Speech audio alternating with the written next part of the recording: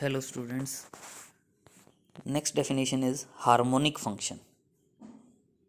A real valued function phi of two variables x and y is said to be harmonic. अगर कोई real valued function है phi two variables का, उसको हम harmonic कब कहेंगे? In a given domain of x y plane if throughout this that domain it has continuous partial derivative of first order and second order and satisfies the Laplace equation curly square phi upon curly x square plus curly square phi upon curly y square is equal to zero. मतलब कोई भी real valued function है two variables x and y का, उसको हम harmonic in given domain in x y plane कहेंगे अगर उसके जो पार्शियल ऑर्डर डेरिवेटिव होंगे, first order and second order derivative, वो सभी कॉन्टीन्यूस हों और वो लैप्लास इक्वेशन को सेटिस्फाई करे। तो जो फाई रियल वैल्यूड फंक्शन है उसको हम क्या कहेंगे? Harmonic. Next theorem is, if the function fz is equal to u of xy plus iota v of xy is analytic in the domain D, then its component function u and v are harmonic in D। यहाँ क्या करें कि अगर fz जो function है वो analytic है तो उसका जो रियल और इमेजिनरी पार्ट होगा, कंपोनेंट होंगे, जो functions of x and y होते हैं वो हार्मोनिक होंगे। हार्मोनिक होंगे मतलब उसके पार्शियल डेरिवेटिव्स कॉन्टीन्यूस होंगे और लैप्लास इक्वेशन को सेटिस्फाई करेंगे। ये हम प्रूव करना चाहेंगे। सो गिवन है हमारे पास f z is equal to u plus iota v analytic है। इसमें आप सभी जानते हैं कि जो ये यू और वी हैं यहाँ रियल और इमेजनरी पार्ट एफ जेड के इनके पार्शियल डेरिवेटिव्स जो हैं वो कॉन्टीन्यूस होते हैं क्योंकि फंक्शन हमारे पास क्या गिवन है? एनालिटिक। और first order partial derivative continuous होंगे फर्स्ट सेकेंड ऑर्डर, और साथ में ये सी आर इक्वेशंस को सेटिस्फाई करेंगे थ्रू आउट द डोमेन। और सी आर इक्वेशंस आप सभी को पता है क्या है? U x is equal to v y and u y is equal to minus v x. ये रिजल्ट हम कर चुके हैं कि फंक्शन एनालिटिक है। तो जो ये यू और v function of two variables हमारे बनते हैं, ये इनके पार्शियल डेरिवेटिव कॉन्टीन्यूस होते हैं और ये सी आर इक्वेशंस को सेटिस्फाई करते हैं। और नेक्स्ट सिंपल रिजल्ट है अब हमारे पास कि ये जो u x is equal to v y है, अगर हम इसका partial derivative with respect to x लेते हैं तो u x first order partial derivative है, इसका partial derivative with respect to x लेंगे तो वो यू एक्स एक्स हो जाएगा is equal to v y का partial derivative with respect to x लेंगे तो वी एक्स वाई हो जाएगा। सिमिलरली जो ये इक्वेशन है इसके अगर हम partial derivative with respect to y लेते हैं तो partial derivative with respect to y लेंगे तो यू एक्स का partial derivative with respect to y u x y हो जाएगा, ये यू वाई एक्स हो जाएगा, यू वाई एक्स हो जाएगा। और वी वाई जो है इसका partial derivative with respect to y v y हो जाएगा। और अगर हम ये जो u y is equal to minus v x है, अगर इसका partial derivative with respect to x लेते हैं तो यू वाई का partial derivative with respect to x u x y हो जाएगा और वी एक्स का partial derivative with respect to x v x x हो जाएगा। तो यहाँ से you x y is equal to minus v x x आ जाएगा। सिमिलरली जो ये इक्वेशन है u y is equal to minus v x, अगर हम इसका partial derivative with respect to y लेते हैं तो पार्शियल डेरिवेटिव यू वाई का with respect to y u y y आ जाएगा और वी एक्स का partial derivative with respect to y v y x आ जाएगा। और अब आप इसमें देख रहे हैं कि अगर मान लो एक तो ये यू एक्स एक्स वाली वैल्यू और ये यू वाई वाई वाली वैल्यू अगर हम इन दोनों को ऐड करते हैं, इन दोनों को हम ऐड करते हैं तो आप देख रहे हो वी एक्स वाई से वी वाई एक्स कैंसिल हो जाएगा तो u x x plus u y y क्या आ जाएगा? जीरो। सिमिलरली ये जो टू इक्वेशंस आप देख रहे हो अगर आप इन दोनों को ऐड करते हो तो आपसे आपके पास यहाँ जो रिज़ल्ट है वो क्या आ जाएगा?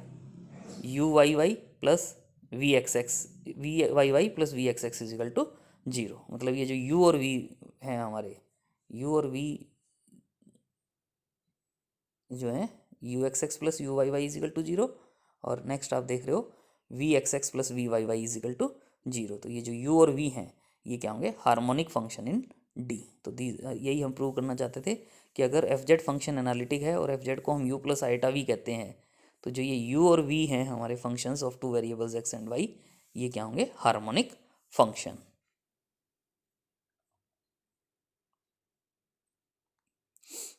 Next example is for what value of z does the function w is equal to u plus iota v, w is equal to u plus iota v, where z is equal to given है हमारे पास sine hyperbolic u cos v plus iota cos hyperbolic u sine v, ceases to be analytic. Ceases to be analytic का मतलब वो Z की value find out करना चाहते हैं जहाँ ये जो हमारा फंक्शन है डब्लू यू प्लस आयोटा वी वो एनालिटिक नहीं होगा। सीजीज टू बी एनालिटिक मतलब जहाँ फंक्शन एनालिटिक नहीं होगा वो वैल्यू हम फाइंड आउट करना चाहते हैं जेड की।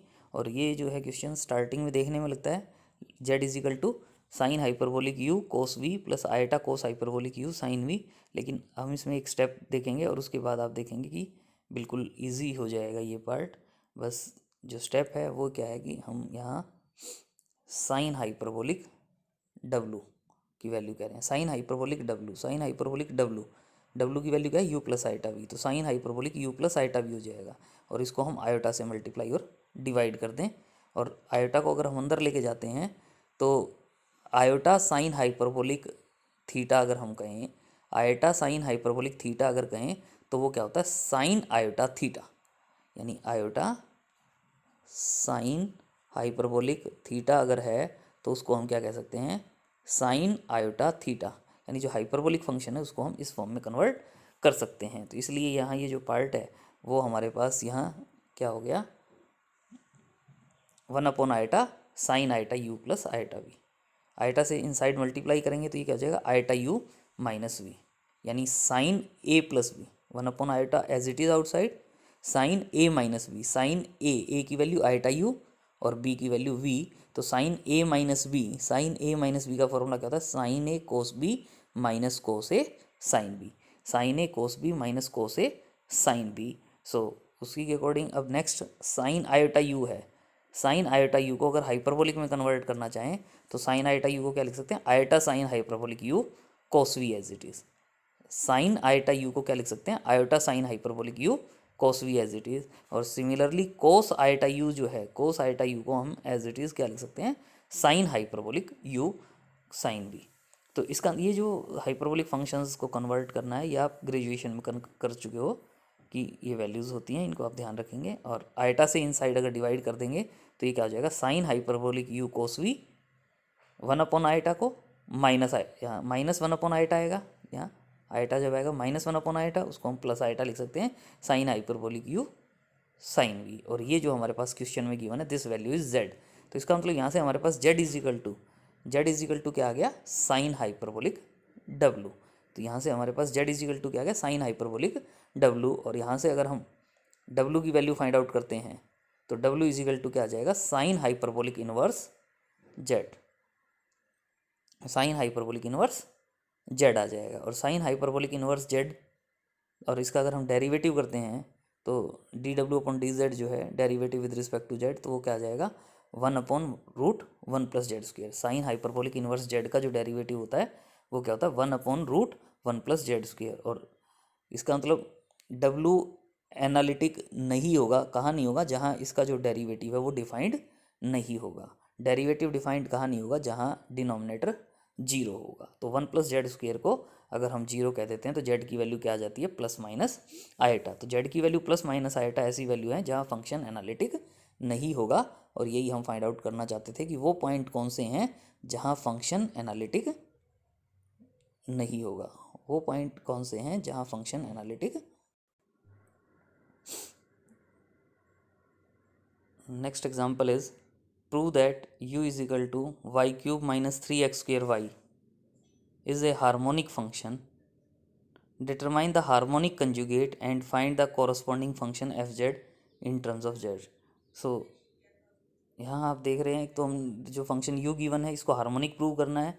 हार्मोनिक प्रूव करना है मतलब हम करली square u upon curly x square plus curly square u upon curly y square को जीरो प्रूव करेंगे, और फिर इसका हार्मोनिक कंजुगेट फाइंड आउट करना है।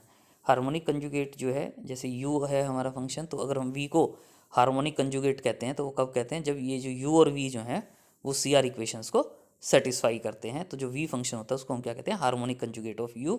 और लास्ट में हम corresponding function fz find out करना चाहेंगे।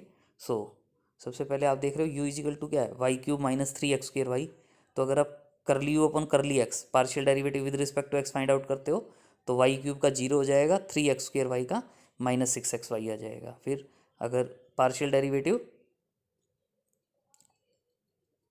Derivative with respect to y find out करते हो, करली ओपन करली वाई क्यूब का 3y² हो जाएगा, माइनस 3x² वाई का माइनस 3x² हो जाएगा। फिर ये जो फर्स्ट ऑर्डर डेरिवेटिव है, इससे अगर हम second order derivative again with respect to x derivative find out करते हैं, तो करली स्क्वेयर यू ओपन करली x² की वैल्यू क्या आ जाएगी, -6y। और नेक्स्ट करली स्क्वेयर यू ओपन करली y² सॉल्व करते हैं, तो 3y² का derivative with respect to y 6y हो जाएगा और x² का 0 हो जाएगा। तो करली स्क्वेयर यू ओपन करली y² की वैल्यू क्या आ जाएगी, 6y। और आप देख रहे हैं अगर हम इन दोनों इक्वेशंस को ऐड करते हैं तो करली स्क्वेयर यू ओपन करली x² plus curly square you open करली y² की वैल्यू 0 आ जाएगी, मतलब u जो है वो हार्मोनिक फंक्शन है। और नेक्स्ट अब हम इसमें कंजुगेट हार्मोनिक फाइंड आउट करना चाहते हैं। So let v be harmonic conjugate of u। और आपको पता है dv टोटल डिफरेंशियल में आप पढ़ते हैं dv की वैल्यू क्या होती है, करली v अपॉन करली x dx प्लस करली v अपॉन करली y dy। और करली v अपॉन करली x की वैल्यू CR इक्वेशंस में आपको पता है माइनस करली u अपॉन करली y होती है, और करली v अपॉन करली y की वैल्यू करली u अपॉन करली x होती है। तो इसका मतलब dv की वैल्यू क्या आ जाएगी हमारे पास, माइनस करली u अपॉन करली y dx प्लस करली u अपॉन करली x dy। और माइनस ऑफ करली u अपॉन करली y की वैल्यू आपने पहले फाइंड आउट की हुई है, 3x² माइनस 3y² dx आ जाएगा, प्लस करली यू ओपन करली x था, करली यू ओपन करली x की वैल्यू -6xy थी dy। तो यहाँ से अगर हम इसको डिफ्रेंशिएट करते हैं, और डिफ्रेंशिएट के केस में टोटल डिफरेंशियल आपने ऑर्डिनरी डिफरेंशियल इक्वेशन में किया हुआ है चैप्टर, तो उसमें v इजिकल टू हम क्या कहते हैं कि जो इसको अगर हम कंपेयर करते हैं m d x plus n d y से, m d x plus n d y से जब कंपेयर करते हैं तो v है उसकी वैल्यू हम क्या कहते हैं, integration of m d x taking y as a constant plus integration of n in which there is no term involving y। वो टर्म जिसमें y नहीं होता उसका इंटीग्रेशन लेते हैं, ऑर्डिनरी डिफरेंशियल इक्वेशन में आप सभी पढ़ते हैं। तो v इजिकल टू यहाँ हमारे पास क्या आ जाएगा, integration of 3x² minus 3y² dx taking y as a constant plus integration of 0 dy। और आपको इंटीग्रेशन पता ही है, 3x² का इंटीग्रेशन x³ हो जाएगा क्योंकि y को एज ए कॉन्स्टेंट ले रहे हैं, और 3y² का जो इंटीग्रेशन है वो -3xy² प्लस c। तो ये हमारे पास v की वैल्यू आ जाएगी, value of u and v। v is harmonic conjugate of u। और अब लास्ट में हम इसमें जो है वो फाइंड आउट करना चाहते हैं एफ जेड। और एफ जेड का आपको सबको पता है, एफ जेड इजिकल टू क्या होता है, u plus iota v। u की वैल्यू है y³ minus 3x² plus iota into v, v की वैल्यू पुट कर सकते हो तो ये हमारा आंसर आ जाता है बस। लेकिन इसमें इसने जो कहा है इसको आपने कन्वर्ट करना है इन टर्म्स ऑफ जेड। तो in terms of z convert करना है तो या तो यहाँ पे जैसे किया हुआ है वैसे कर सकते हो, या आपको पता है पहले x को Z plus Z conjugate upon 2 और y को Z minus Z conjugate upon 2 iota put करके भी आप इसको सिंप्लीफाई कर सकते हो। बस इसमें जो था सिंपल क्वेश्चन पार्ट जो है वो गिवन था, तो उसके अकॉर्डिंग यहाँ से आप देख रहे हो, इसमें से अगर मैं आइटा कॉमन ले लेता हूँ तो जो रिमेनिंग पार्ट बचता है यहाँ मेरे पास, वो मेरे पास x प्लस आइटा वाई का होल क्यूब होता है। तो iota into x plus iota y whole cube plus iota c हो जाएगा, और x प्लस आइटा वाई को हम जेड लिख सकते हैं, तो iota z cube plus c dash where c dash is equal to iota c. So ये f z in terms of z हमारा आंसर आ जाएगा जो हम फाइंड आउट करना चाहते हैं।